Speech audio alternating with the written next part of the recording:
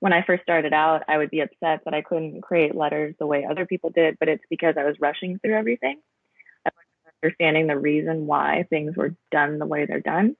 And I think that's a lot of what I say in my book is just be mindful and be patient. And it's really hard because you just want to make something awesome. Welcome to the Passion Behind the Art Show. It's all about diving in with individuals to learn the story behind their passion. It's your host, Daryl Pinna. Well, I am excited to have Joanna Muñoz on the Passion Behind the Art Show. Just an incredible lettering artist, and I can't wait to hear what she has to say. Share. Joanna, welcome. Hi, thanks so much for having me. Yes. So let's jump right into it. How did your creative journey start? So I've always been drawing ever since I was a kid. My grandfather was a doctor, but he was also an artist in his spare time. So I grew up just doodling and drawing whenever I had a chance. And then in college, right before college, I decided I wanted to be a Disney animator. I lived in Florida, so Orlando was really close. I figured that's where people went to go learn how to draw cartoons for Disney. And then I got into college and realized I didn't want to do that. So it was 2000. It was 2000 when I went into college. So computers were just coming up. Right. And I thought, okay, computers are probably not going to go away. So maybe I should do something information science or computer science. I started doing that, looked at the syllabus. It was all math. I'm good at math. I don't love math that much. So in my junior year, I was really struggling with wanting to keep going. And I passed a friend who I'd known for a while since like high school. And he had this huge art portfolio case with him. And I asked him what he was doing because he was also in my major. And he said, I dropped computer science or information science and I switched to graphic design. And that was the first time I had heard of it. It was 2003 at this point. And I like ran to the office. I switched my majors without like telling my parents. I was on scholarship, so I'm like, I don't need their permission. I got my own scholarship. And so I switched majors without telling them. I had no idea what kind of job you can get with graphic design. I just knew that he could draw all day. And I wanted to draw all day. So I did that, took all the art classes, thought I wanted to be a kid's book illustrator. That didn't pan out. Didn't want anything to do with computers. I just didn't think it was for me. And every job I've had since graduating has been in graphic design for the web. So whether it's building websites or right now I'm an art director at a small production agency in Venice, and we do social media and a lot of websites for big production studios. Mm-hmm. So I've been doing design my whole life. I'd never meant to get into like digital design. And then in 2014, when I got engaged, I was like, oh, I'm an artist. I can do everything for a wedding. And so I started learning calligraphy. And then from calligraphy, I got into lettering. And so here I am, a happy little accident. You know, what's funny to me, after all the people that I've interviewed, it's like almost everyone never heard of graphic design until when it was almost time to go to college or at college. That's just so weird to me. I remember taking art classes in high school, but it was pottery and it was painting. Right. A lot. Yeah, they never taught us that you could have a career in the arts, which is a bummer, but I'm glad I figured that out like right before I graduated. So it's just weird though. Yeah, what's funny is the night of my graduation, like my parents supported me, they still do, but the night of my graduation, we had a big dinner and a party, and my mom, says congratulations and says, nursing school is only 2 years in case you change your mind. I'm like, Mom, no. So that is funny. I stuck it out. Doing okay. Oh, so okay, awesome. So that's how you got started with lettering, from actually doing the work for your wedding. Yeah, I've always had good handwriting. I've always been, I doodled during meetings when I take notes. And so I'm like, well, it's just so it was calligraphy first. I'm like, it's just a different pen. It's the same thing. It's not. It's really hard. And then just following a lot of calligraphers online, I eventually found lettering. And I was like, oh, this is way easier than trying to use a pointed pen and ink and doing everything methodically. So it just kind of snowballed. Cool. That's cool. That's cool. That's interesting. So you actually did everything for your wedding, like the invitations and all that stuff. Yeah, I did. I did our save the dates, our invitations, the table numbers. I have a giant wooden sign that has our names and our date, and it's chalkboard. So I did chalkboard lettering, and I like now that I have all this stuff that I did for the wedding because it's my art stuff and also our wedding. I don't know what to do with it. Like I can't get rid of it. I can't throw it out. So I have this giant chalkboard sign sitting in our garage now. I'm like, I don't. I guess my future kids are gonna inherit this. I don't know what to do with it. So yeah, I did everything. It was a huge project. So I'm glad I did it, but I underestimated how much work it was going to be. Yes, because I was about to say like you're super brave because like I was thinking of doing the same thing for my wedding and I was just like, this is like way too much work. Oh yeah, I didn't. I just jumped in, and by the time I was knee deep, I'm late. like, oh man, yeah, I can't. Well, so what happened was I had actually reached out to a rifle paper company, and Anna Bond's company, and I wanted them to do because back in the day they started doing those painted invitations, illustrations of the bride and groom, and I thought that was cute, and I reached out to them, but at the time. They quoted me a proper price for it. It was like over $1,000. But at the time, I was like, "Oh, it's too much money. I can do it." And so that started I can do this myself.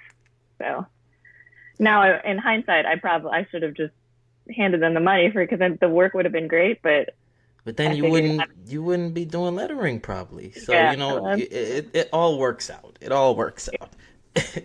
So, I understand that is the book out already?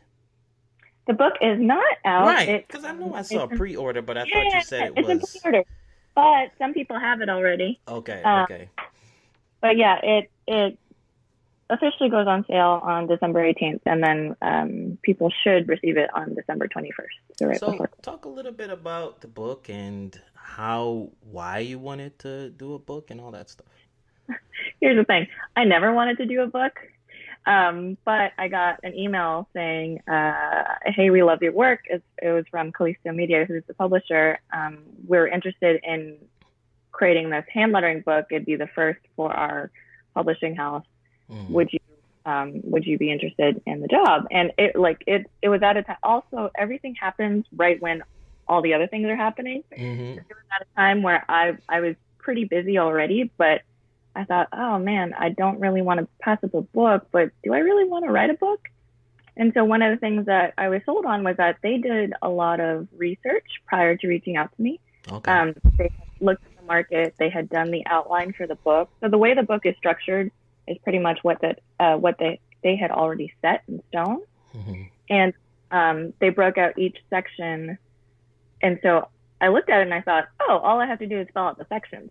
That's not too bad. I already kind of know what I'm doing. No, see, this is the same same thing all over again.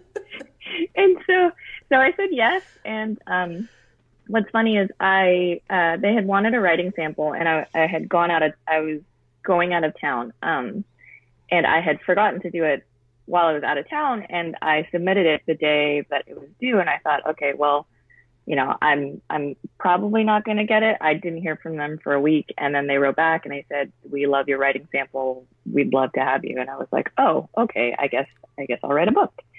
So I started, I'm not a writer. I've tried to do blogs and blog posts. I can write, but I can't do things consistently. It's hard. So I figured I'm knee deep in. Can't go back now. It's gotta go. So that's kind of how it was. They reached out to me and I said okay, and I learned a few good lessons along the way. But now I look at it. It was weeks of just I don't really want to do this.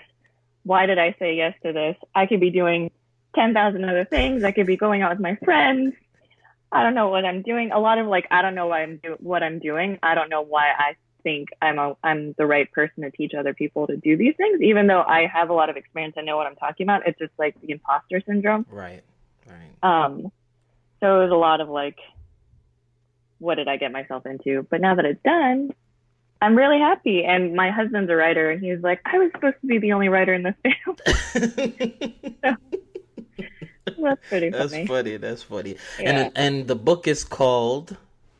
The Art of Hand Lettering for Beginners. Okay. It's actually a longer title than that. It is The Art of Hand Lettering for Beginners, Beautiful Projects and Essential Techniques. Nice. There you go. That's the full title. I've tried to do a hashtag too, but the the hashtag is the whole entire site. All the other hashtags are taken. This is too funny.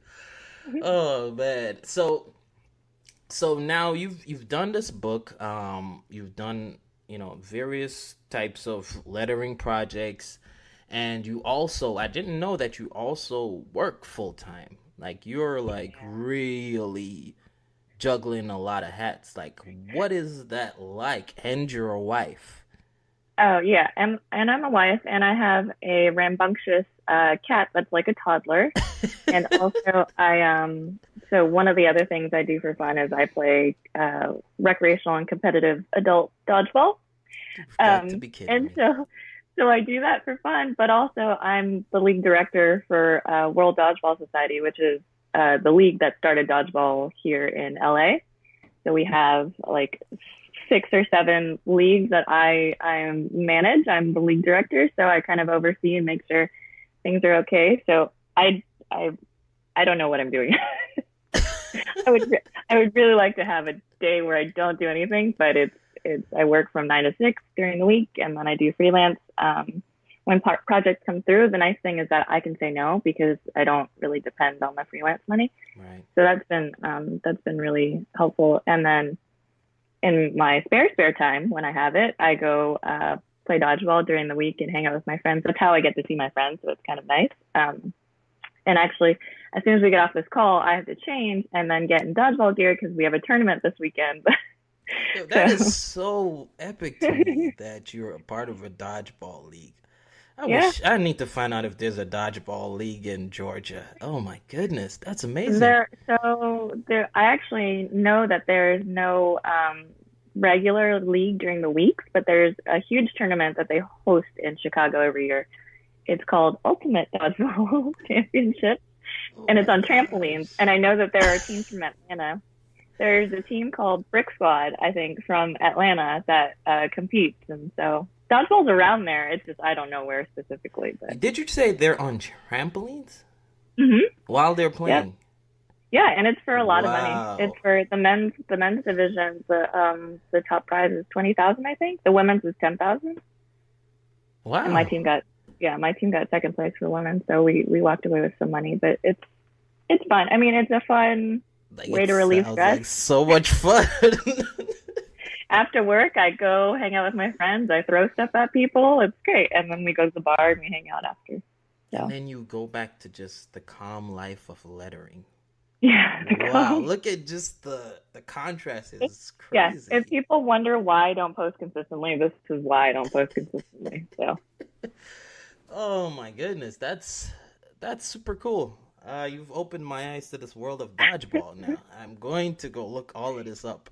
Oh my goodness. You should. It's a lot of fun. If you ever come out to LA, well, I'll take you to a few of our gyms and you can try it out. Yes, I have to come to LA. Too much people are saying I have to come to LA, so I have to make a visit, do my rounds over there at LA.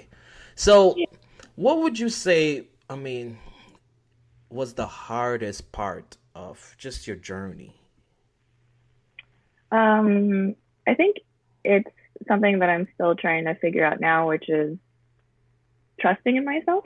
I think a lot of times, especially with social media, you get caught up in seeing what everyone else is doing and that they finish something and they post consistently and how come I can't do that? So trying to focus more on myself and how to get better and hone the craft and not worry about everyone else. That's interesting. Yeah, that and posting consistently because I don't know how to manage my time. But it's just funny to me that you say that because, like, you're like a powerhouse. I appreciate that. It doesn't feel that way sometimes, but I try to get as much done when I can, when I have time. I try to stack things. So if I'm watching TV, I try to draw. If I'm if I have a lunch break, I try and, watch podcasts listen to podcasts or watch tutorials and stuff. But it's also kind of nice to not do anything. So I'll go dark on social media for a while and then be like, oh, I should probably go get some. The algorithm's gonna get mad at me. So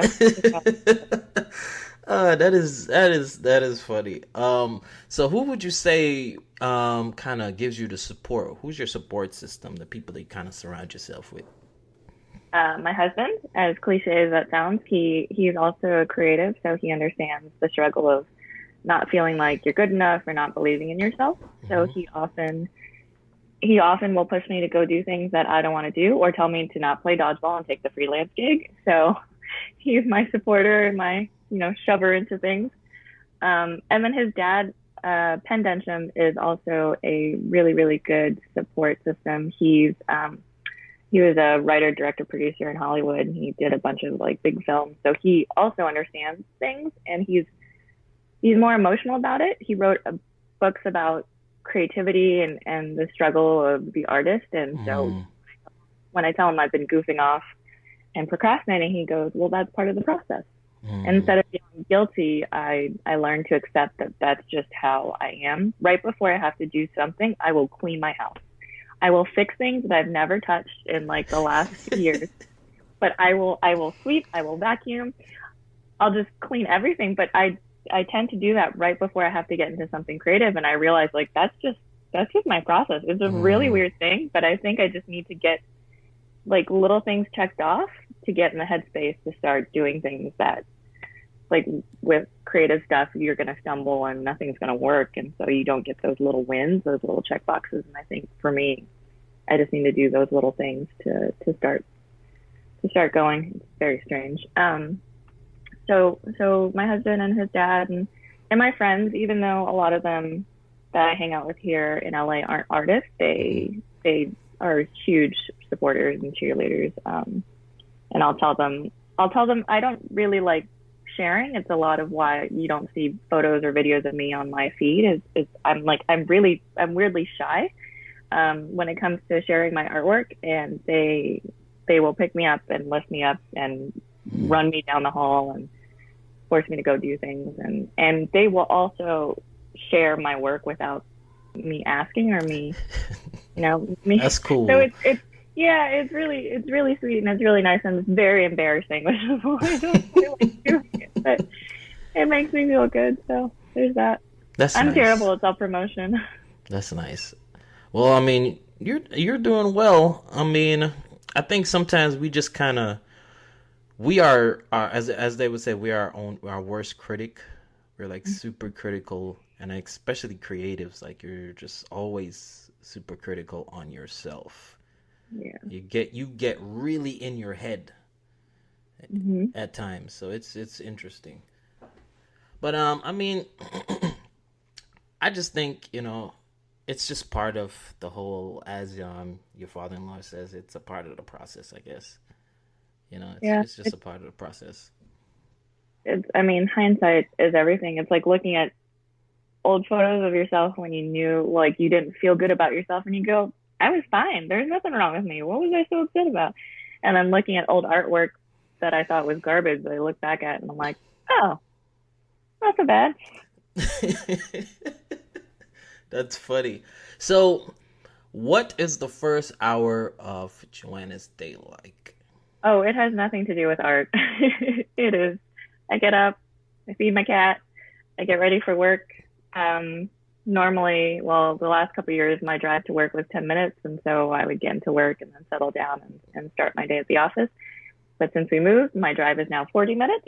So a good chunk of that 60 minutes is me driving to the office. But now it's kind of nice because I'll listen to podcasts on my drive, things that I don't have time to listen to when I'm at work, or I get distracted by the things that I have to do at the office. So it's just me and my car in LA traffic. My old routine when I lived closer to work was especially when I was writing the book, I would get up at 6, 7 o'clock in the morning and try and do as much writing and as much drawing as I could before I went into the office, or go work out, and then try and do some art stuff. But now with my commute being so long, I'm not getting up at 5 in the morning. That's just not gonna happen. No, I'd get up, enjoy my day, ease into it, and then do work in the evening. So. No, that's cool. That's cool. That's cool. So what is that thing that Joanna can't live without that's not her phone? I would actually have. I saw the not your phone thing on your questions. I'm like, man, that's okay. So I think the next thing would be any of my other Mac devices, Apple devices. So whether it's my computer, that'd be great. I'd love to live with that. If it's my iPad and my Apple Pencil, I'd take that. It's got to be one of the two. The iPad has completely changed how I do work. It's so easy to create stuff now, but there's also something to be said for working on a desktop and doing things the way I used to do it. And then if I really, really can't live without it, and it has to be something that's not technology related, it's like a pencil and paper. That's nice. Just... I thought you were going to say a dodgeball. No, I can live without that. I will eventually live without that, and I've made peace with that, so that's okay. So let's jump into some book recommendations. Okay. So I looked through, I have a whole library, but since I packed up, I have no idea where my books are. But two of the ones that I definitely want to recommend are Jessica Hishe's In Progress, which she's a talented artist, and there's just drool worthy, the whole thing. It's fun to see her process, which is not unlike a lot of other artists, but she includes all of her sketches, she breaks things down. She includes her client work, so it's really interesting. Martina Fleur's book, Lettering, sorry, I have to click to make sure I have it. The Golden Secrets of Lettering is amazing because it's just so in-depth and detailed. It talks about the nuances of the terminology and the characters. So that's a book I highly recommend. And then the Graphic Arts Guild book, I always get the newest edition. Whether or not the pricing makes sense for the projects that I come across, it's still nice to have a reference point. Right. So, we're sending out quotes because I don't have an agent. I'm basically pricing things out, and I sometimes have a good idea, and sometimes I'm just like, I don't know. Right. So it's nice that it provides kind of a baseline and pie in the sky number for me to kind of give back to a client. And then I hate self-promotion, but I'm going to say my book. I think it's I've gotten feedback from other letters, and I'm trying to. It's hard for me because I have so much experience to look at a book for beginners that I'm just like, this is not as useful right now. But if I had first started out, gotcha, something like this would have been so helpful, just because like in 2014, 13, everyone was like trying to figure out how to do stuff. So they would ask other letterers, like, what pen are you using and how are you doing that? Watch videos.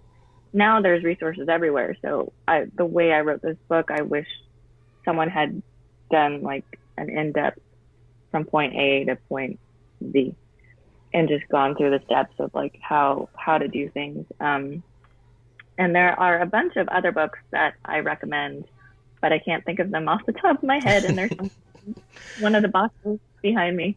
But those are really good lettering books for anyone starting out. That's cool. So what's next for Joanna? Immediately next is continuing to market my book until it goes out to everyone on December 18th. And then I have a workshop at M. Lovell in Santa Ana. Okay. It'll be my first workshop. It's Intro to Hand Lettering, so that's exciting. I'm much better like a people person. I don't like doing social media stuff with myself in videos, but I really enjoy talking to people and teaching people the things that I know. So it'll be really fun, and whoever has a book can come by and I'll sign it, which is such a weird thing to say, but it's a thing I have to say now. So So that'll be really fun. So yeah, just I think part of my next journey is putting myself out there more, like in terms of workshops, and I've decided the last couple months that instead of hoping that a client comes to me to produce something that I think is cool, I just need to produce them myself. So I've been making enamel pins. Okay. And I'm going to be doing some artwork that I'm just going to put up in the shop. And if people want to buy it, they can buy it. If they don't, then, I'll do giveaways and stuff. But I want to go back to creating stuff for myself that I really enjoy, and then sharing that with people, not to make money, but just to kind of do something good for myself instead of hoping a client comes along and has a project that makes me happy. And usually that's how the really awesome stuff come along. So I would say, yes, definitely go for it. Go for it. So what advice would you have for creatives out there? It's going to be hard, but listen to yourself. I think a lot of us get distracted by so much around us, whether it's other designers, other letters. I think exploring is really important. The people that you really latch onto, try and understand why you like the things you like. What is it about the work that you enjoy, and what can you do to kind of translate that into your own work? And I think the last thing I would recommend is just be mindful about everything. Be mindful about the time you set aside to practice. When I first started out, I would be upset that I couldn't create letters the way other people did, but it's because I was rushing through everything. I wasn't understanding the reason why things were done the way they're done. And I think that's a lot of what I say in my book is just be mindful and be patient. And it's really hard because you just want to make something awesome, but there are steps, and if you cut through the steps, then it's just not going to be as great or as thoughtful as you probably want it to be. So just kind of slowing down and being more appreciative of the time that you spend creating. Oh, that's true. That's true. I agree with you, especially with something like lettering. Like when I was first starting out, I was wondering why my letters didn't line up as everyone else's and stuff like that, and not knowing that, okay, just actually do the steps with the grid and it will change everything. And it's just stuff like that. So I totally agree with you when you say, it's good to just kind of follow through the entire process to kind of get and then you can run with it. Right. Exactly. Yeah. Exactly. Well, Joanna, it's been a pleasure talking to you. You are just awesome. Thank you so much. This has been really fun. Well, I'm gonna let you go for now, but I really appreciate you coming on, and I'll definitely be in touch. Okay, sounds good. Thank you so much.